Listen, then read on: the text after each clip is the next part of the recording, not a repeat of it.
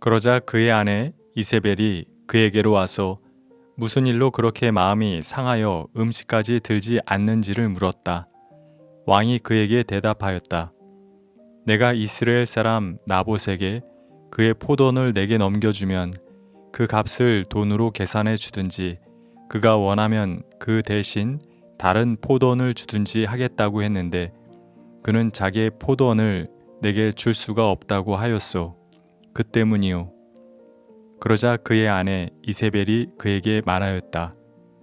당신은 현재 이스라엘을 다스리는 임금님이 아니십니까? 일어나셔서 음식을 드시고 마음을 좋게 가지십시오. 내가 이스라엘 사람 나봇의 포도원을 임금님의 것으로 만들어 드리겠습니다. 열왕기상 21장 5절에서 7절 말씀. 북이스라엘 갈멜산에서 멀지 않은 남쪽에는 이스르엘이라는 평야지대가 있었습니다. 이스르엘이라는 뜻은 하나님께서 씨를 뿌리신다입니다. 그 땅은 비옥한 땅이었습니다. 나봇이라는 사람은 그 비옥한 땅에 유산으로 물려받은 포도원을 가지고 있었습니다. 나봇에게 그 포도원은 참으로 고맙고 감사한 삶의 터전이었을 것입니다. 자신뿐 아니라 자손들의 터전이 될 땅이었습니다. 그런데 어느 날 아합 왕은 나봇에게 다음과 같이 말했습니다. 그대의 포도원이 나의 궁 가까이에 있으니 나에게 넘기도록 하시오. 나는 그것을 정원으로 만들려고 하오. 내가 그것 대신에 더 좋은 포도원을 하나 주겠소. 그대가 원하면 그 값을 돈으로 계산하여 줄 수도 있소. 얼핏 보면 괜찮은 제안이었습니다. 왕이 힘으로 빼앗는 것이 아니라 더 좋은 포도원으로 바꿔주겠다. 본인이 원하면 값을 치러주겠다는 제안이었습니다. 그러나 아합 왕의 제안은 그 자체로 잘못된 것이었습니다. 하나님께서는 유산으로 물려받은 땅을 타인에게 넘겨주거나 파는 것을 금하셨기 때문입니다. 그것은 이스라엘의 왕이라면 당연히 알고 있어야 하는 법이었습니다. 하나님의 법에서 어긋난 제안이었기에 나봇은 아합의 제안을 거절했습니다. 나봇은 아합에게 이렇게 말했습니다. 제가 조상의 유산을 임금님께 드리는 일은 주님께서 금하시는 불경한 일입니다. 아합은 자기 나름대로 좋은 조건의 제안이라 생각했는데 나봇이 단번에 거절해버리자 마음이 상했습니다. 그는 화를 내며 궁으로 돌아와서는 침대에 누워 얼굴을 돌리고는 아무 음식도 먹지 않았습니다. 사정을 몰랐던 아합의 아내 이세벨은 그 연유를 물었습니다. 아합으로부터 자초지종을 들은 이세벨은 당신은 이스라엘의 왕으로서 하나님의 율법도 모르고 어찌 그런 제안을 하셨습니까? 당신이 잘못한 것이니 이제라도 마음을 되돌리십시오. 라고 말할 수도 있었지만 그렇게 말하지 않고 이렇게 말했습니다. 당신은 현재 이스라엘을 다스리는 임금님이 아니십니까? 일어나셔서 음식을 드시고 마음을 좋게 가지십시오. 내가 이스라엘 사람 나봇의 포도원을 임금님의 것으로 만들어 드리겠습니다. 이세벨이 생각하는 왕은 의무와 책임이 있는 존재가 아니라 욕망과 그 욕망을 채울 힘이 있는 존재였습니다. 이세벨은 아합의 이름으로 편지를 써 옥새로 임봉하고 나봇이 살고 있는 이스라엘 성읍의 원로들과 귀족들에게 보냈습니다. 그 편지의 내용은 다음에 4가지였습니다. 첫째, 금식을 선포하라. 둘째, 나봇을 높이 앉혀라. 셋째, 건달 2사람을 나봇과 마주 앉게 하여 나봇이 하나님과 임금님을 저주하였다고 증언하게 하라. 넷째, 나봇이 유죄 판결을 받게 해서 그를 돌로 쳐 죽여라. 이스라엘은 국가적인 재난과 어려움을 만나면 공적인 금식을 선포했습니다. 이세벨은 아합 왕 개인의 마음 상함을 국가적인 재난으로 인식하게 만든 것입니다.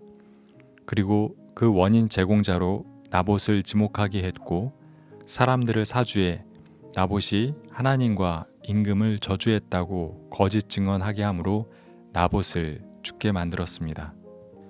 이세벨은 정말 큰 죄를 저질렀습니다. 이세벨은 남편 아합이 왕의 의무와 책임을 다하기보다는 권력을 가지고 과도한 욕심을 채우도록 이끌었습니다. 그리고 이세벨은 스스로 왕이 되었습니다. 자신이 직접 왕의 이름으로 편지를 쓰고 옥새를 사용했습니다. 또한 이세벨은 무고한 사람을 죽음에 이르게 만들었고 그 과정 중 권력을 앞세워 이스라엘 사람들로 하여금 사람을 모함하고 살인을 저지르게 만들었습니다. 그가 믿는 신이 우상인지 참 신인지는 그의 사는 모습을 통해 드러나는 법입니다. 이세벨이 섬기던 바알과 아세라가 거짓 신인 것은 그 신을 따르던 이들의 삶이 그릇되었기 때문입니다. 진리와 정의를 따르며 권력과 욕망보다는 책임과 법을 따르며 사람을 귀히 여기는 사람은 참 신을 믿는 사람이지만 진리와 정의를 무시하며 책임과 법보다는 권력과 욕망을 따르며 사람을 하찮게 여기는 사람은 우상을 믿는 사람인 것입니다. 진리와 정의를 따르며 권력과 욕망보다는 책임과 법을 따르며 사람을 귀히 여기는 사람은 참 신을 믿는 사람이지만 진리와 정의를 무시하며 책임과 법보다는 권력과 욕망을 따르며 사람을 하찮게 여기는 사람은 우상을 믿는 사람인 것입니다. 이세벨은 나봇이 죽었다는 소식을 아합에게 알렸습니다. 일어나십시오. 돈을 주어도 당신에게 넘기지 않겠다고 하던 이스라엘 사람 나봇의 포도원을 차지하십시오. 나봇은 살아있지 않습니다. 죽었습니다. 그 말을 전하던 이세벨의 표정 속에는 무고한 사람을 죽였다는 죄책감이 아니라 자신들의 앞길을 막던 자를 제거한 기쁨이 가득했을 것입니다. 이세벨의 말처럼 나봇은 살아있지 않고 죽었습니다. 그러나 무고한 자의 죽음을 좌시하지 않으시는 하나님은 죽지 않고 살아계셨습니다. 하나님께서는 엘리야를 통해 아합에게 다음과 같이 말씀하셨습니다. 네가 살인을 하고 또 재산을 빼앗기까지 하였느냐? 내가 너에게 재앙을 내려 너를 쓸어버리되 너 아합 가문에 속한 남자는 씨도 남기지 않고 이스라엘 가운데서 없애버리겠다. 너희 가문에 속한 자와 이세벨의 주검을 개들이 찢어먹고 새들이 쪼아먹을 것이다. 놀랍게도 아합은 엘리야의 이 말을 듣고는 회개했습니다. 마치 요나의 심판 예언을 듣고 니느웨 사람들이 회개하듯 회개했습니다. 아합은 자기의 옷을 찢고 맨몸에 굵은 베옷을 거치고 금식하였으며 늘 슬픈 표정으로 힘없이 걸어 다녔습니다. 하나님께서는 그런 아합의 참회를 인정해 주셨습니다. 그래서 그에게 곧바로 내리시려던 재앙을 거두어 들이셨습니다.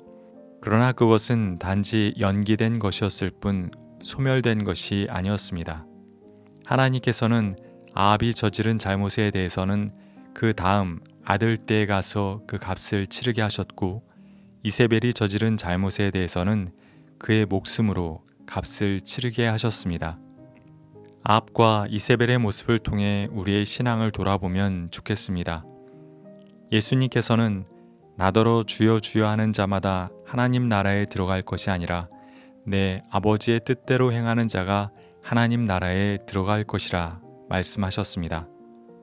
우리가 아무리 하나님과 예수님의 이름을 불러도 우리가 정의가 아니라 권력을 따르고 사람을 우리 마음대로 할 수 있다고 가벼이 여긴다면 우리는 우상을 섬기는 자입니다.